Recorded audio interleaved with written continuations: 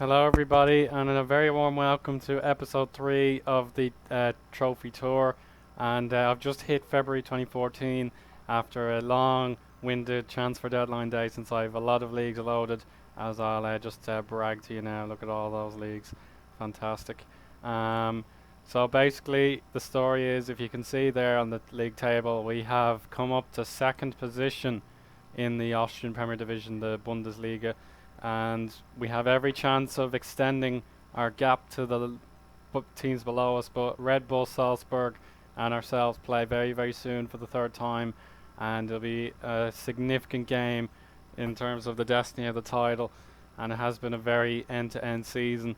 But after that terrible defeat, we did turn things around magnificently, winning five, or how is it? One, two, yeah, five of our 6 games before the winter break. So that was absolutely terrific. I can't really highlight them for you though, but let's just see what happened exactly. We beat Wiener Neustadt, the bottom league table, by bottom team on the table, 3 goals to 1. Florian Kainz put on a masterclass. We beat the top of the table team, Austria Vienna. They've now fallen from grace quite considerably. Uh, we put in our performance of the season here against Wolfsberger.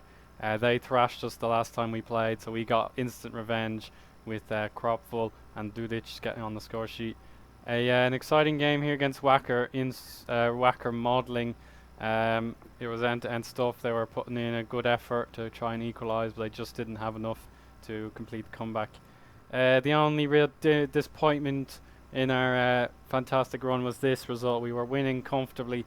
Then we got a man injured after I made a substitution, and I was all out of substitutes, so they had an easy way to go when we were down to 10 men. But we put in another great performance here against Grodig, and we dominated them, and Jurchin and Beric starting to make things flow. And then these 3 friendlies, we lost to Thun late on, but the other 2 games were victories. And so I have one more winter break friendly to play, and then we move back into the season. Wacker Innsbruck, Salzburg, and Vienna, 2 massive games in the next month. So we could be championship leaders or championship disappointments in the next month, which will be critical. So if things go to plan, I'll just make a very quick update because I'm only able to make 1 video a week at the moment. College is getting much harder now, and I have to knuckle down and get to work, and I will do that, of course. But if necessary, I'll stop here, give you an update, and then we'll go into the final series of games. And if the championship is on the line, I will definitely let you know. But in terms of staying loyal to Sturm Graz, if I win the league, of course I will, unless there is a very nice job in the pipeline after the season ends. I would consider it if you guys did want it. But anyway, I need to talk about the transfer window and our budget, how we're kind of losing money. So there you are, we're down by 1 million. This guy we couldn't get because of the money issues, for example. But let's just look at what's been going on. So yes, I have made some signings, and they have been very good, in my opinion. I'm very pleased with some of our business, as Florian Kainz decided to do what was best for his career and move to France and play for Evian. He's not doing too great at the minute, but fair luck to him. So let's begin with my first free transfer, Jean-Christophe Veglol, a backup left back, since we had absolutely no one in that position apart from Christian Clem, and he was tireless. If it wasn't for him, we would not be in the position we are in at the moment. So we finally gotten him some cover, which is great news. This guy, I don't know how he's going to fare just yet, but he had played okay in the friendlies we've had. But I've spent some money, and it is good money, for Danny Castellano, 45,000 euros for a 26-year-old Spaniard with pretty much consistent stats all the way through for a winger, and he can play the left back position too. So that's great news. I believe very highly in this kid, and hopefully he'll deliver the results. This was a very good deal from Bulgaria. I found Roman Bezjak, a Slovenian, just like Robert Beric. He should work very well with him, and we didn't have to pay we just had to pay a loan fee. His wages are very small, so that's no big deal. But he's got his first 2 goals for the club in that friendly against Bielefeld. So I hope he'll strike up a great partnership with my strikers. And then just a nice deal from my director of football. He brought in this lad from Catania. He could be better, but at the minute he could certainly grow in potential. He's got nice bases to improve. We need to improve that strength though, so I might look into that now. The training, where is it? Development training. So his stamina, yeah, so that should do, I suppose. Okay, yeah, so that's a good deal.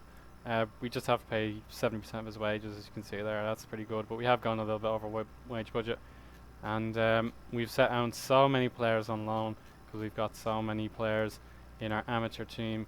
You can see there a lot of them are gone now, and then the under 18s, we still have a few of them left, but you know, you don't really have a choice, to be honest. You have to consider letting these people go and give other people playing time when they need it. So yeah, that's good stuff in the transfer window, I feel, and we can improve you know, from there. What else I need to talk about? Yeah, certainly the player stats. Appearances, it's Christian Clem, as you'd expect. He was very good. He was wanted by Paris Saint-Germain not too long ago, or at least just rumoured to be wanted by them, and he can now potentially fill in the Florian Kainz vacancy. Vujanovic, our captain, or I believe he should be our vice captain. I'm not too sure. Let me just check. No, he's not. Well, he feels like a captain, to be honest. He's a great leader, and he's just the right age to keep his stats consistent, and he's put in great performances. And his defensive partner is a Serbian, so a little bit of chemistry or divisions there, but they've worked together splendidly, and he'll hopefully have more success in the position. He scored for us twice this season, which is also good. Manuel Weber is the next best player in terms of performances and appearances, and then Bernard Pliquet has been okay. He's not stolen a light, but he's much better than the other goalie, the captain. Tobias Kainz, Kropfel, Jurchen, Offenbacher, Ehrenreich, Beric, and so on. As for the goals, we haven't been scoring a lot, but Marco Jurchen has definitely come of age in the last couple of weeks, ever since I changed my tactics to 4-4-2. Look at all those goals he scored after a long drought. He's been very good, and hopefully he can provide competition. Robert Beric has improved a lot. He finally broke his duck in this game, and he's provided lots more in recent weeks. Kropfel is in third place in terms of goals. Offenbacher, he's not playing as often, but he's still the top assistant in the league with 10, which is excellent. And Hadzic has 3. We'll improve that for sure. I believe we can score more goals. And we're trying to concede less. That's the key for any team. But now you can see I've moved into a 4-4-2 formation. It's working nicely. We have the 2 strikers doing the business. I don't know why we couldn't get good work from our wingers. I don't usually play the defensive winger one, mind you, but it's just because the players in these positions that don't like it. I have the deep line playmaker and box to box in midfield, which has worked very nice, and we just keep a flat back 4 and then 2 up front. I have a 4-4-1-1 trying to be trained up. It's nearly done, but this one I must have tweaked it somehow, and we're very low in terms of tempo and width, so we'll just try and train that back up. It shouldn't be a big deal. Yeah, so that's pretty much that section over. I don't know how to save things into my notebook anymore. That was quite useful for you know, for my own personal needs, but I just don't know how to do it anymore. It's very strange. But yeah, I am enjoying the ways you can deal with transfers and talk to people about reducing their squad role. You know, saying they're a first team member and they're not anymore. You can tell them that, which doesn't seem to offend them as much as it used to. The chief scout is very good at keeping an eye on my players out on loan, and so on and so forth. And you can negotiate a deal with a club before you give them an offer, and they might like it, they mightn't like it, so on and so forth. Yeah, I'll just show you the guy again. He's made reasonable inroads for me. He hasn't learned anything about Austria, but hopefully I'll find some decent Austrians because I haven't signed any. Or we get the new gens, I think, sometime in March, I'd say. Um, so that should be something to look forward to. As for job vacancies for the crack, I'm not sure there are too many. Job center.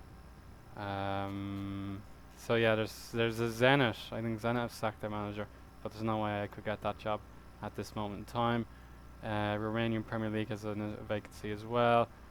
And as for the security, let's have a look at security.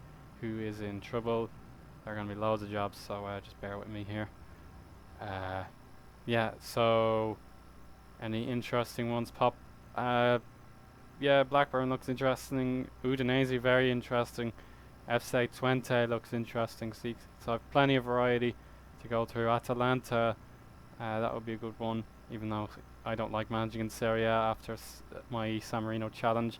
It was a bit, disappointing. Oh yes, Dortmund, I have the parent and feeder link with them, but they haven't got any players I'd like to use or can really take off them. They're doing crap. That is crazy. So that would be a sensational job to have if I was lucky.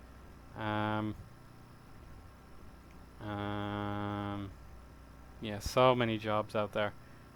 Lille would be a good job. Lazio would be a good job.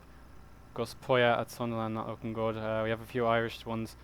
Bowes got relegated, but he's probably just taking the job this season. Yeah, so that's okay. Like I wouldn't mind taking another job after like 2 years here, but I'm enjoying it so far. We're doing much better in the league because we just couldn't win for our lives previously. I don't think there's anything else I need to tell you guys. Boardroom, confidence. Yes, yeah, I'm not able to play direct football. I let go of Todorovsky. He was not great. He wanted to leave. They're not happy with. Yeah, I don't have much security. I could sign a new deal. I might not be able to get a new deal. Yeah, so yeah, that's pretty much all I need to say, guys. Thank you very much for watching, and hope to hear from you again soon. But this Google Plus rubbish is just annoying. I can't use my Windows Movie Maker as well as I used to, so we'll try and keep uploading every week or so, and hopefully get back to business by Christmas. But see you guys again soon. Goodbye.